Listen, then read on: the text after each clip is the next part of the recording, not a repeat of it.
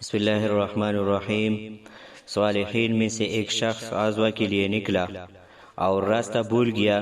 اس پر وہ پہاڑ پر چڑھا اور وہاں نصارہ قوم کو پایا۔ ان کے ہاں ایک کرسی رکھی تھی۔ اس کی نسبت پوچھا تو لوگوں نے جواب دیا کہ سال بھر میں ایک بار ایک راہب یہاں آیا کرتا ہے اور ہم لوگوں کو وعظ سناتا ہے۔ پھر اس شخص نے انہی جیسے کپڑے پہن لیے اور ان کے درمیان بیٹھ گیا۔ اس کے بعد جب راہب کرسی پر چڑھ کر بیٹھا تو کہنے لگا کہ لوگوں سنو، اب میں تمہارا واعظ نہیں ہو سکتا، اس لیے کہ حضرت محمد صلی اللہ علیہ وسلم کی امت میں سے ایک شخص تم میں موجود ہے۔ اس کے بعد اس نے پکارا کہ اے محمد صلی اللہ علیہ وسلم، میں تجھے تیرے دین حق کی قسم دیتا ہوں، کیا تو کھڑا ہوگا کہ ہم سب تجھے دیکھ لیں؟ اس شخص کا بیان ہے کہ یہ سن کر میں اچھل کر کھڑا ہو گیا۔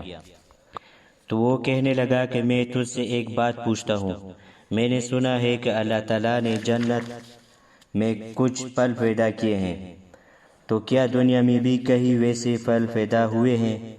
اس نے کہا کہ ہاں، نام اور رنگ میں تو ویسے ہی ہے، لیکن مزہ اور لذت ویسے نہیں ہے۔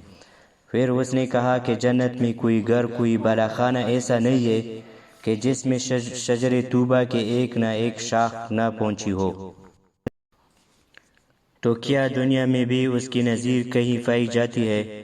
اس نے کہا کہ جب آفتاب آسمان کے بیچ میں ہوتا ہے تو ایسا ہی حالت ہوتی ہے۔ پھر اس نے کہا کہ جنت میں 4 نہریں ہیں جن کا مزہ الگ الگ ہے اور پھر بھی ایک ہی اصل سے نکلی ہے، تو کیا اس کی بھی کوئی دنیا میں نظیر ہے؟ اس شخص نے جواب دیا کہ ہاں، کان کا پانی تلخ ہوتا ہے، آنکھ سے جو پانی نکلتا ہے نمکین ہوتا ہے، ناک کا پانی بدبودار ہوتا ہے اور سینے میں شیرین پانی رہتا ہے، اور یہ سب کے سب سر ہی میں سے ہے۔ پھر اس نے کہا کہ جنت میں ایک تخت ہے جس کا طول 500 برس کا ہے، لیکن جب جنت میں مومن اس پر چلنا چاہے گا تو اس کے لیے پست ہو کر پھر بلند ہو جائے گا۔ بھلا دنیا میں اس کی بھی کوئی نظیر ہے؟ اس شخص نے کہا کہ ہاں، اللہ تعالیٰ نے فرمایا ہے جس کا مضمون یہ ہے کہ تو کیا یہ لوگ اونٹ کو نہیں دیکھتے کیسا پیدا کیا گیا ہے؟ وہ اپنے سر کو جھکا لیتا ہے، پھر اوپر کر کے سیدھا کھڑا ہو جاتا ہے۔ پھر اس نے کہا کہ جنت والے کھائیں گے، پیئیں گے اور پیشاب پخانہ کچھ نہ ہوگا، اس کی بھی دنیا میں کوئی نظیر ہے؟ اس شخص نے کہا ہاں، بچہ جب تک اپنی ماں کے پیٹ میں رہتا ہے اسے جب بھی کوئی خواہش ہوتی ہے اللہ تعالیٰ اس کی ماں کے دل میں وہی خواہش پیدا کرتا ہے۔ اس طرح بچہ کو غذا پہنچتی رہتی ہے، لیکن وہ اس مدت میں نہ پیشاب کرتا ہے نہ پخانہ پھرتا ہے۔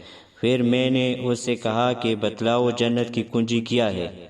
راغب نے جواب دیا کہ اے لوگوں سن لو، اس نے مجھ سے جنت کی کنجی دریافت کی ہے، اور میں نے کتابوں میں پڑھا ہے کہ جنت کی کنجی لا الہ الا اللہ محمد رسول اللہ صلی اللہ علیہ وآلہ وسلم ہے۔